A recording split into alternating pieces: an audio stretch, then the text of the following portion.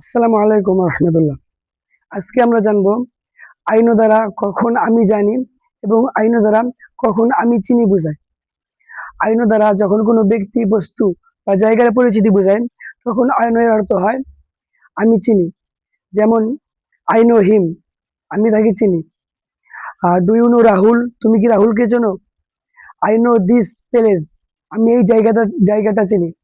I know this brand, আমি এই ব্র্যান্ডকে চিনি। এবং আইন দ্বারা যখন কোনো আহ, কাজ করা বোঝাবে অথবা কোনো স্কিল্ড বা ইনফরমেশন বোঝাবে তখন আইনের অর্থ হবে আমি জানি। যেমন I know I know the answer, আমি উত্তরটা জানি। আই নো দ্য সিক্রেট, আমি রহস্যটা জানি। I know that he is coming, আমি জানি যে সে আসতেছে।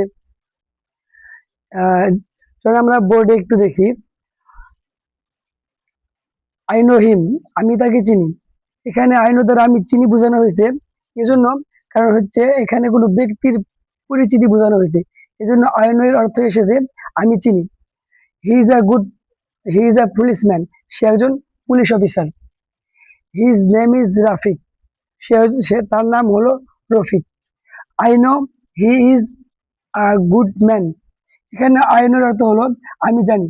আইনের অর্থ এখানে আমি জানি, কারণটা হলো এখানে আইন দ্বারা বোঝানো হয়েছে information.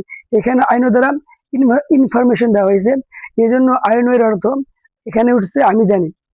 So I know he is a good man, আমি জানি সে একজন ভালো মানুষ। I know that he is a honest, আমি জানি সে একজন সৎ।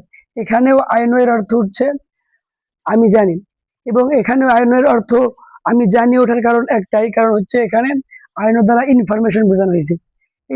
এই পুলিশম্যান, এই পুলিশ যে একজন সৎ, এই সংবাদটা, ইনফরমেশন ইনফরমেশনটা এই আইন দ্বারা বোঝানো হয়েছে। এই জন্য এই আইনের অর্থ আমি জানি।